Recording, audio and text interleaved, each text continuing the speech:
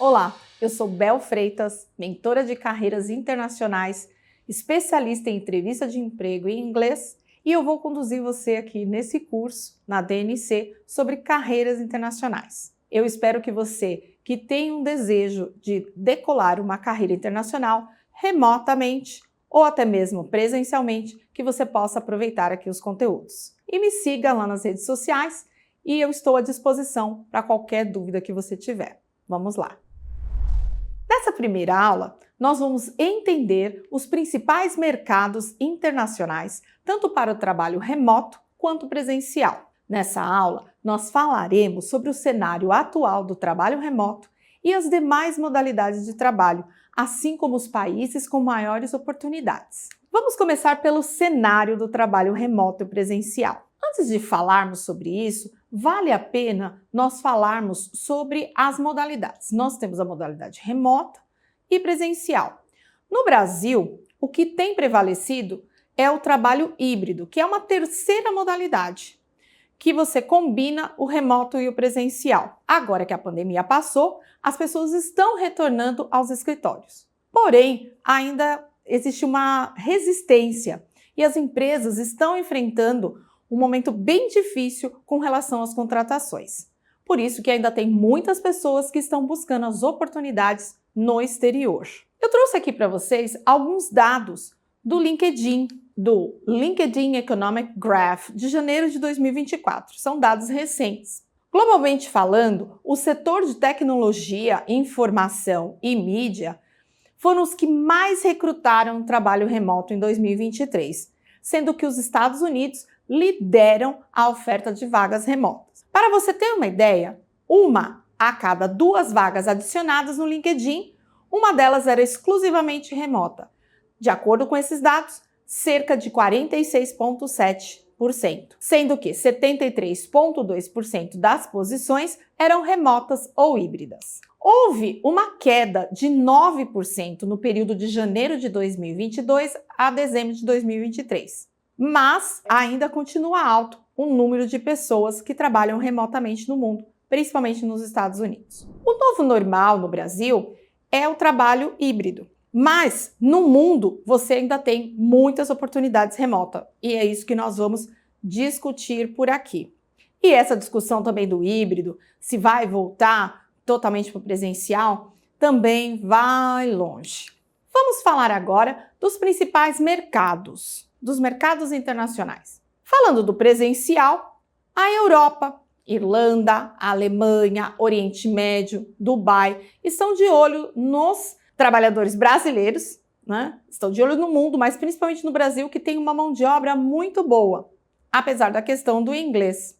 No remoto, os Estados Unidos lideram. E sabe por quê? Porque nós somos considerados mão de obra barata. Um americano precisa de em torno de $6.000 mensais para viver bem. E não necessariamente ele é uma pessoa qualificada, como uma pessoa que trabalha num trabalho de tecnologia, um desenvolvedor, um analista de dados, enfim. Agora, as empresas americanas contratam os brasileiros por 1/3 desse valor, em torno de $2.000. Então, nas próximas aulas, nós vamos nos aprofundar como mapear essas oportunidades e também como você vai ver se você é aderente para o perfil desses países. Entender as modalidades do trabalho, tanto remoto quanto presencial, o momento em que eles vivem, é muito importante para você evitar problemas futuros. Afinal, se você for mudar para um outro país, é toda uma mudança de logística de vida.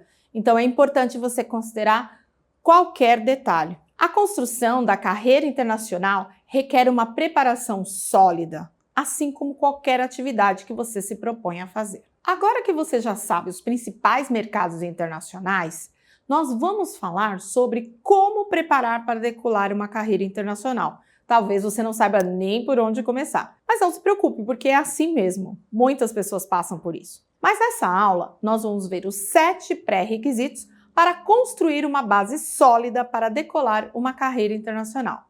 Vamos começar? O primeiro requisito para construir uma carreira internacional é a autoavaliação e definição de objetivos. É muito importante que você avalie suas habilidades, seus interesses, os seus valores, porque tudo isso ajuda você na tomada de decisão. Além disso, é importante que você faça um objetivo que seja condizente com a regra SMART, que é específico, mensurável, atingível, relevante e temporal. Porque muitas vezes as pessoas acabam definindo um objetivo que não segue essa regra SMART e elas acabam se frustrando. Então, é importante a definição desses objetivos para que você tenha sucesso na sua carreira internacional. O segundo requisito para você construir uma carreira de sucesso é o desenvolvimento de habilidades. Talvez, ao longo desse curso, você vai concluir que ainda te faltam algumas habilidades para você decolar uma carreira internacional. E aí é a hora de arregaçar a manga e ir atrás dessas habilidades para que você possa se adequar ao mercado de trabalho internacional. Você pode investir no seu desenvolvimento pessoal, você pode trabalhar o seu lifelong learning, que é o aprendizado contínuo, enfim, tudo aquilo que possa acelerar a sua colocação no mercado internacional.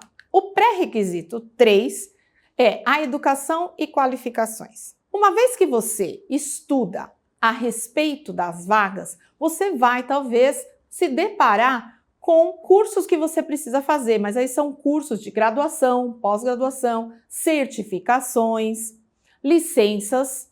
Então você precisa de um tempo maior. A carreira internacional, ela não acontece de um dia para a noite. Você precisa preparar. E eu vejo, pela minha experiência, que as pessoas pouco preparam suas carreiras. A carreira é sua. Você precisa preparar a carreira, você precisa escrever a sua trajetória. E considerar as vagas e o que é necessário é muito importante para que você tenha as qualificações que são pedidas.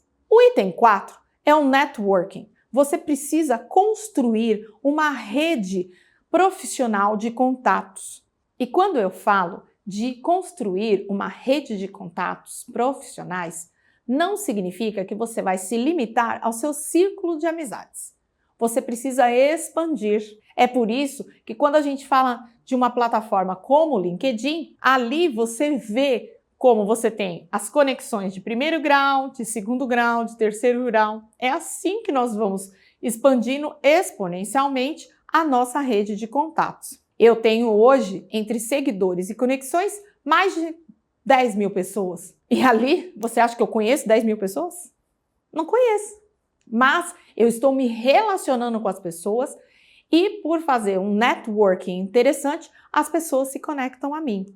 Então, é claro que você não precisa chegar a 10 mil seguidores, mas que você tenha mais de 500 conexões para que você possa começar a desenvolver aí um networking estratégico para se colocar no mercado internacional. O requisito 5 são as experiências internacionais. Talvez você vá ficar um tempo naquele país que é seu país-alvo. Talvez você já tenha morado lá e você retornou ao Brasil e você tem interesse em voltar para lá de forma definitiva. É muito importante ter esse tipo de experiência. Eu tenho alguns clientes que vão para o exterior e eles ficam 1 mês, 2 meses, trabalham de lá. Por quê? Porque quando se tem família para levar para outros lugares, é diferente. A gente precisa considerar vários pontos. Essa é uma vantagem do remoto. Se você trabalha de forma remota, você não precisa se preocupar com essas questões de adaptação de cultura, de comida, de língua. Quer dizer, de língua até que você precisa, né? Mas talvez você consiga se virar mais aqui do que lá que você vai estar inserido no local que só fala aquela língua. O pré-requisito 6. Uma pesquisa de mercado e oportunidades. É muito importante que você escolha um país-alvo, que você pesquise as oportunidades por lá, os tipos de cargo, os tipos de habilidade, o tipo de conhecimento. Muitas pessoas fracassam nessa busca porque elas não fazem uma boa pesquisa de mercado e de oportunidades. E tudo isso nós vamos ver aqui nesse curso. O requisito 7. Mantenha-se atualizado. Como que você pode se manter atualizado? Você tem que ir atrás das notícias, das tendências globais, dos desenvolvimentos tecnológicos.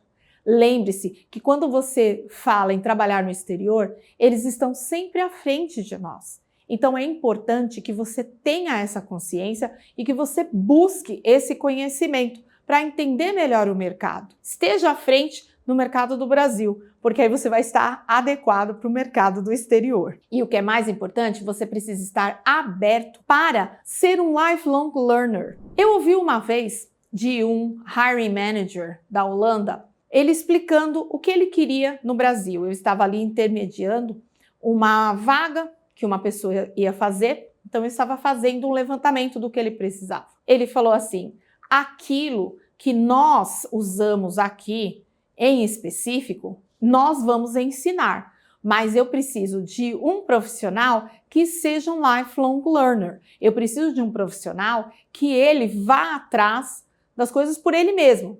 O que for muito específico, que só a nossa empresa usa, nós vamos ensinar, porque nós não temos tempo de parar para ensinar aquilo que já entende-se que a pessoa precisa ter. Lá fora, as pessoas, esse é um exemplo de como as pessoas enxergam essa questão do aprendizado contínuo.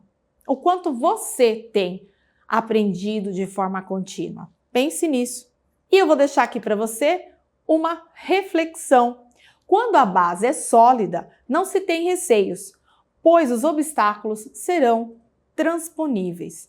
Começar cedo a se preparar e construir uma base sólida de habilidades, experiências e qualificações é fundamental para o sucesso em uma carreira internacional. Agora é hora de falar dos desafios de uma carreira internacional. É super importante que você ganhe essa consciência que existem desafios. Mas por que eu falo desafios e não falo dificuldades? Porque desafio é uma coisa que eu vou e conquisto. Isso é muito importante para você colocar na sua mente.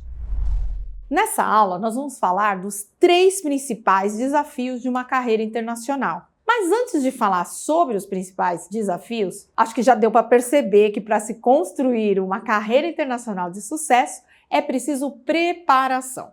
É o que eu sempre falo nas minhas mentorias, que a preparação é a chave do sucesso. E entender que apesar da carreira internacional oferecer o recebimento em moeda forte, ela tem seus desafios, tal como uma carreira no seu país de origem. Talvez o que te deixe mais preocupado é a língua, mas nós vamos falar ainda sobre isso. Vamos olhar o desafio 1. O desafio 1 se diz respeito a uma soft skill que você, como profissional, precisa ter nos dias de hoje, que é a adaptabilidade. Quando nós falamos de cultura, nós temos 2 aspectos. Nós temos o aspecto da vida no país, no caso do presencial, e nós temos o aspecto também de se adaptar ao ambiente de trabalho, que nós já vamos falar a respeito disso, que aí cabe tanto ao remoto quanto ao presencial. Na questão de adaptação de cultura, nós temos que considerar que nós temos adaptação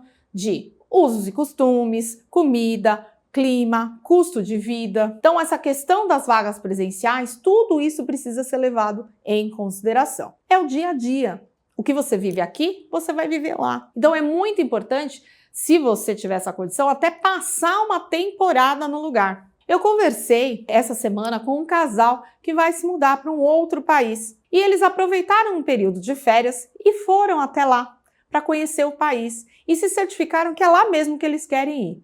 Eles retornaram e vão começar uma preparação para poder ir para lá. Mas você vê, se eles querem ir no final do ano, nós estamos com 8 meses para preparação. Por quê? Porque a carreira internacional é assim, você não prepara de um dia para o outro.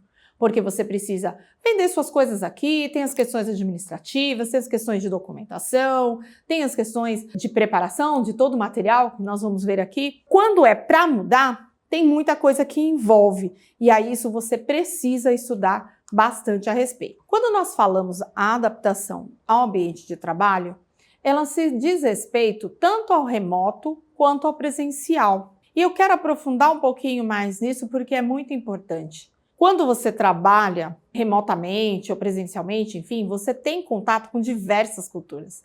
Então é importante que você estude também sobre o comportamento das culturas. E aí, para isso, Eu vou deixar aqui no material extra para você a sugestão de um vídeo da Erin Meyer. A Erin, ela é uma referência em estudos, equipes multiculturais. E aí nesse vídeo em específico, você vai ver que ela fala sobre uma experiência de uma reunião de trabalho. Ela conta muito das experiências dela. Foi uma experiência no Japão, né, que é uma cultura diferente da nossa. Imagina dela também é diferente. E aí ela estava lá numa reunião de trabalho e quando chegou no final da reunião, é de praxe a gente perguntar, né? Tem alguma dúvida, né?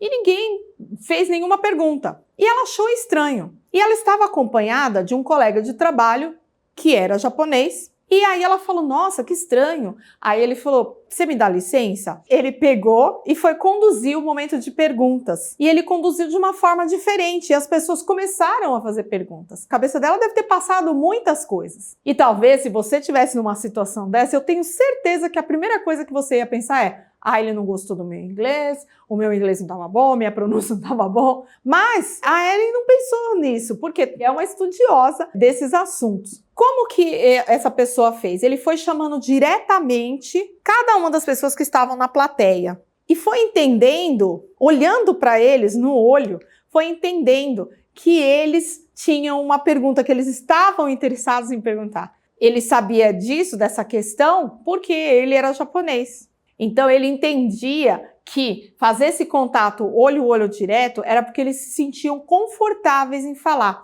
Caso contrário, eles desviavam assim um pouco o olhar. Inusitado, não é? Mas é real. E num mundo cada vez mais global, nós precisamos estar cientes dessas diferenças culturais e como lidar com elas. Então, aconselho que você assista esse vídeo e acompanhe a Erin, que você vai gostar bastante dela. O desafio 2 é a língua. Bel, qual é o nível que eu preciso ter para poder começar a buscar essas vagas? Você precisa ser, no mínimo, um nível B1 de inglês, que é o intermediário do mundo. Nós vamos falar ainda a respeito de como identificar o seu nível. E aí, se você tem um nível B1, é como se você tivesse mais de 1 ano, quase 2 anos de inglês no Brasil. E aí, se você é um B1, você vai precisar de um apoio maior para a elaboração do currículo, para a elaboração das perguntas, da entrevista. Então, talvez você vá contar com o apoio de um profissional especialista em preparação de entrevistas, porque você pode já começar as suas aplicações com 1 ano de inglês, mas talvez você precise de mais apoio. Uma pessoa que é um B2, que já seria mais ideal, ela já é intermediário do mundo, seria um avançado do Brasil, ela já tem um pouco mais de mobilidade com a língua. Nós vamos falar como identificar os níveis de inglês nas próximas aulas. O 3 é, você precisa ter as ferramentas estratégicas para aplicação de vaga. Verifica aí se você já tem currículo em inglês, LinkedIn em inglês, script para as entrevistas com as perguntas mais frequentes. Esse é o básico que você precisa ter. Eu acho que eu já te convenci da importância da preparação, não é mesmo? Assim, quando surgir a oportunidade, você já terá o seu material de divulgação pronto. Sabia que até mesmo se agora você não tem interesse numa carreira internacional, mas você tem o inglês, isso já denota uma autoridade, porque a pessoa que se coloca no mercado como um falante de inglês intermediário é porque ela tem coragem de participar e ela vai ganhando autoridade. Então, tem pessoas que acabam sendo chamadas no Brasil por conta de ter essa coragem. Muitos mentorados meus já perderam oportunidades de trabalho por não terem os materiais preparados. É por isso que eu estou aqui batendo nessa mesma tecla. Agora, como preparar esses materiais? Você tem 2 caminhos. Um é você contratar alguém que tenha essa expertise para te ajudar. Ou 2, você pode fazer por você mesmo e hoje em dia com o uso da AI, que nós vamos falar bastante aqui nesse curso. Agora eu quero te contar uma curiosidade, principalmente para você que quer trabalhar lá fora, que você quer mudar. Você já ouviu falar de Relocation Services? Vou te contar uma outra história. Eu atendi uma pessoa que trabalha como butler. Butler é um mordomo de cruzeiros, na verdade, ele é, né? E aí, o que aconteceu? Ele, anteriormente, ele tinha trabalhado com Relocation Services. Existem empresas especializadas que oferecem profissionais que vão te levar, vão com você no outro país ou fazem daqui um serviço de te realocar, porque você vê, essa questão de adaptação, de cultura é tão desafiadora que existem pessoas trabalhando para isso. Então eu encontrei, esse cliente que ele fez isso anteriormente, hoje ele está em busca de uma recolocação no mercado de cruzeiros, e esse serviço que ele oferecia de Relocation Service ajuda buscando escola, buscando casa, buscando levar um pouco de conforto para quem muda para um outro país. E existem empresas que quando você sai do Brasil, você vai para o exterior, que elas providenciam todas essas coisas, inclusive até um valor inicial para você começar a vida lá fora. É um trabalho que é muito interessante. E eu acho que você viu que iniciar uma carreira internacional é uma jornada desafiadora, mas muito gratificante, quando você se prepara com antecedência, conhecendo todos os ônus e bônus. Por isso, é importante que, além de entender o mercado internacional, como nós vimos nessa aula, você saiba quais são os desafios e, ao invés de desistir, que você se prepare para enfrentá-los. Agora que você já sabe quais são as modalidades de trabalho no mundo, é importante que nós possamos considerar as vantagens e desvantagens do trabalho remoto e presencial. É muito importante, quando nós vamos tomar uma decisão assim tão desafiadora de mudar para um outro país ou de mudar de modalidade, é importante que a gente considere o ônus e o bônus. Tanto para o presencial quanto para o remoto, nós precisamos considerar os nossos valores pessoais. Os valores é aquilo que rege as nossas decisões. Então, quando você vai ver uma vaga, você precisa, em primeiro lugar, considerar se aquilo vai de encontro com o que você acredita. Porque, caso ao contrário, você arruma um problema. Por quê? Porque você pode adoecer, porque você está trabalhando contra a sua vontade, você pode ir para um outro país, no caso do trabalho presencial no exterior. Então é muito importante que você considere os seus valores e os valores da empresa antes de mais nada. No presencial ou híbrido, você precisa considerar as questões de visto, de moradia, de idioma, de adaptação, de clima, de cultura. Por isso que pesquisar sobre os países é fundamental antes de qualquer coisa. Mesmo que você venha trabalhar de forma remota, é importante que você conheça as pessoas com quem você vai trabalhar, porque você vai trabalhar com pessoas do mundo todo. Esses trabalhos remotos, geralmente as pessoas trabalham com várias culturas ao mesmo tempo. Então é importante você entender para que você não se frustre achando que o problema é com você. E às vezes o problema não é com ninguém, às vezes é uma questão cultural. É importante que você entenda se você precisa de visto de trabalho para aquele local, se os brasileiros são bem aceitos naquele local, porque no caso do remoto você não tem essa questão de visto, mas do exterior, para o híbrido, quando nós falamos híbrido no exterior, quer dizer que você vai trabalhar lá, às vezes em casa, às vezes no escritório, mas você precisa ter a moradia lá.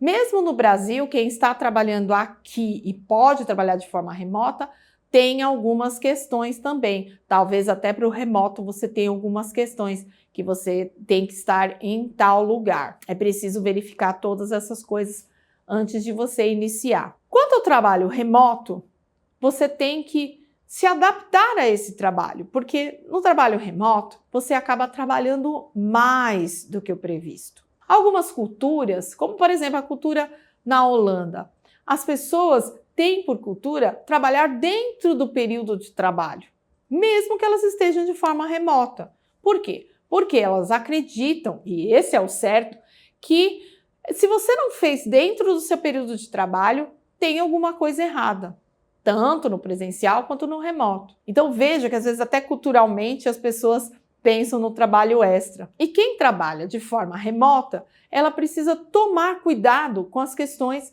de trabalhar além da conta, porque está em casa. Precisa tomar também cuidado com relação à produtividade, porque essa questão de trabalhar em casa é desafiadora, porque você tem mais tempo, você está ali talvez nem sendo muito controlado, porque você trabalha para o exterior, e aí você acaba produzindo menos. Precisa pensar em todas essas coisas. Você é dono do seu tempo, entre aspas, mas você precisa ter um limite, senão você vai trabalhar extra, você vai produzir menos, você vai se cansar mais. Então, é preciso considerar muitos pontos na questão do trabalho remoto. Essa flexibilidade que você tem, talvez seja um valor seu. Esse é o meu valor. O valor liberdade para mim é muito importante e por isso eu trabalho hoje totalmente de forma remota. Porém, pode ser que você não seja uma pessoa que tenha esse valor como principal e tá tudo bem. Então, a questão de valores, ela rege as suas decisões até mesmo para o trabalho remoto. Entender as vantagens e desvantagens do trabalho remoto presencial, antes de fato se aplicar para as vagas internacionais, é fundamental para evitar problemas futuros. Eu me lembro uma vez que eu tive uma cliente que ela tinha o desejo de trabalhar no Facebook. Ela começou a todo o processo, nós começamos a trabalhar em cima disso, ela chegou a participar de entrevistas técnicas e não técnicas, e aí chegou um momento que ela parou e pensou, isso não é para mim. E aí ela desistiu daquela empresa e foi em busca de uma outra empresa. É preciso coragem para você ver as vantagens e desvantagens, porque pode ser que não é aquele lugar para você e tá tudo bem. Você acabou de assistir um corte de uma das aulas gravadas de uma das nossas profissões, que são basicamente programas educacionais que são montados para te auxiliar no seu processo de transição de carreira. A gente tem cursos aí com mais de 20 matérias e cada matéria tem o seu encontro ao vivo e o seu tema. Então, além desse conteúdo que você está assistindo hoje, existem muitas palestras, rodas de conversa, projetos práticos utilizando as ferramentas como uma mão na massa para você ter um portfólio que te enriquece em processos seletivos e nesse processo de migração de carreira. E se você se interessar em querer ter a DNC como uma propulsora do seu objetivo profissional, clica aqui no link que está aparecendo ou no chat ou na descrição desse vídeo para você conhecer mais sobre as nossas profissões, que são programas que acontecem aí de 6 até 12 meses, com mais de 200 horas de carga horária, projeto prático com empresas que são parceiras da DNC e levantam problemas reais para você desenvolver, além de semanalmente vários encontros como esse, conteúdos que são atualizados diariamente com novas ferramentas, novos frameworks. Então, se você quiser entender tudo que a DNC pode te oferecer, é só clicar nesses links e conta com a gente para te auxiliar nessa jornada de transição de carreira.